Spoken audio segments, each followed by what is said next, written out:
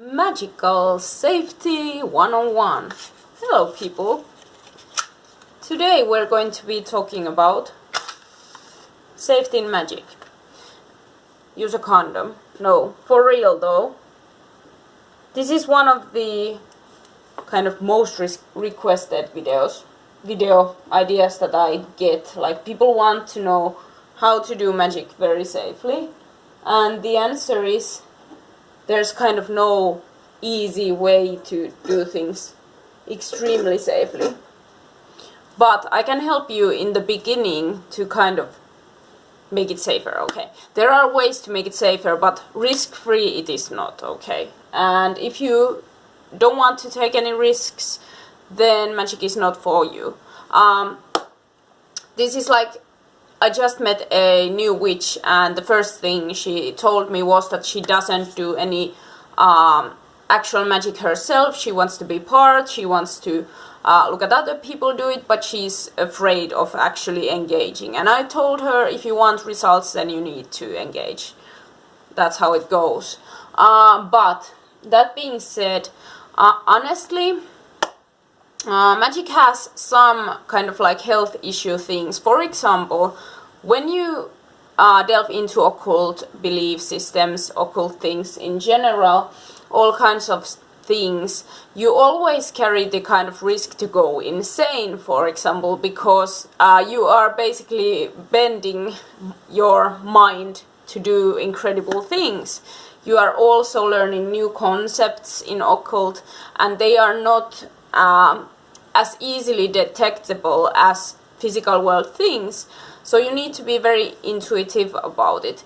So basically what can happen to a person practicing occult is that they don't balance enough with being in the physical world, and they only work for their magic stuff and their like mental things, and they forget to take care of their like health and relationships and things, and that can be kind of dangerous for a practitioner, because that can easily lead to delusions or things like that if you are not very careful about it. Also, there is the possibility that you if you are kind of worried about paranormal things happening, and then you start seeing paranormal things, which is completely natural. Paranormal things start to happen when you get into occult oftentimes, because spirits notice you and then they start wreaking havoc in your house. So it can scare people. You can get like nightmares, and like you can get this feeling of unsafety and things. There are many things you can do to kind of like help this. But that's a real risk we have when we are starting occult, and I want you guys to know that.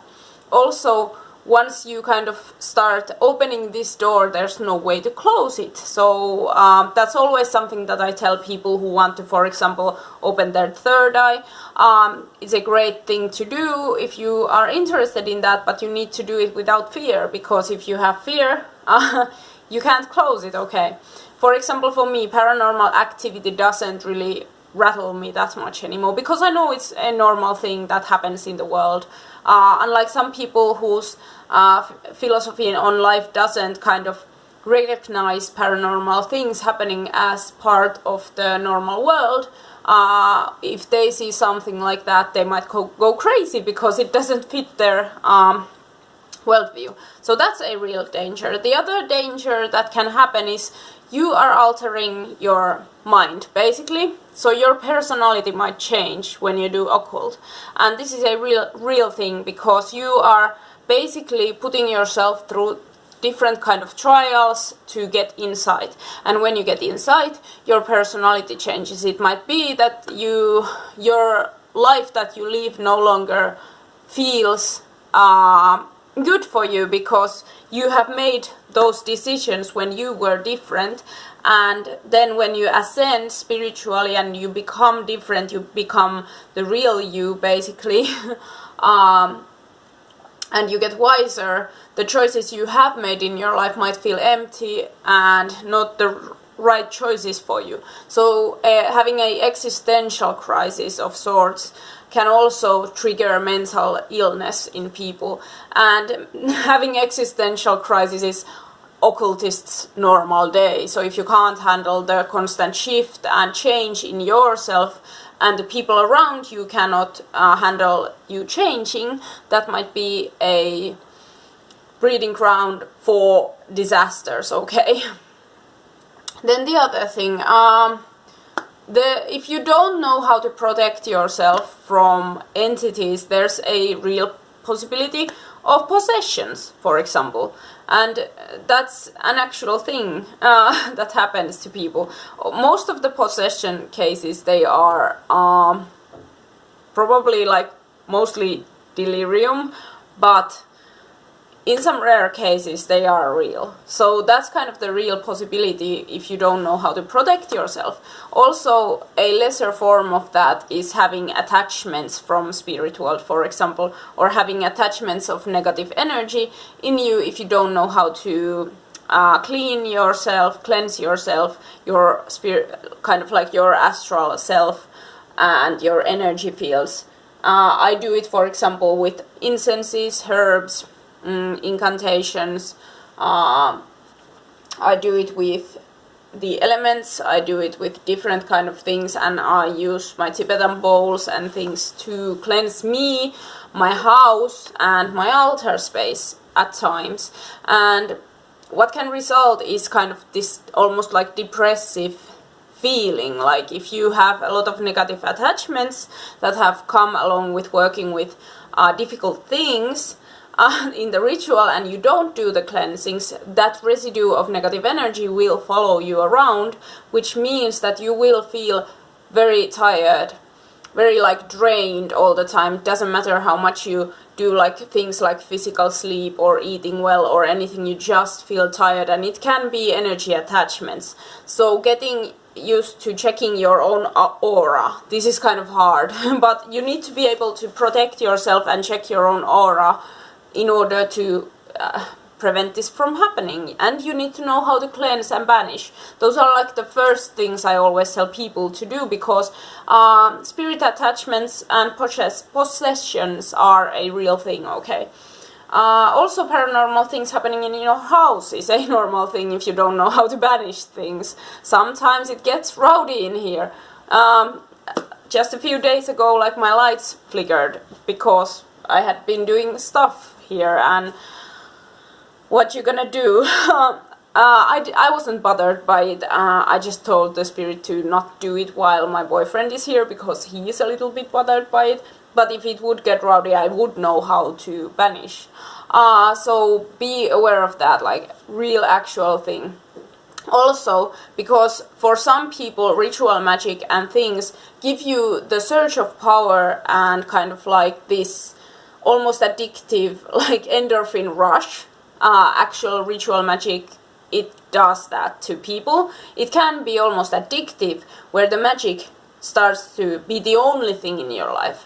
That's not a good thing. You need to balance this stuff out with having like normal life relationships, watching bullshit TV shows, or doing something that kind of grounds you a little bit, okay? Like, not everything can be only about the magic and only about that path, or it can, but your relationships are gonna suffer, and because of that you can become lonely. Like, that's a real thing. Many practitioners are very lonely, very separated from everybody else, because they get too into their magic, and the magic starts to be the only thing that they want to do in their life.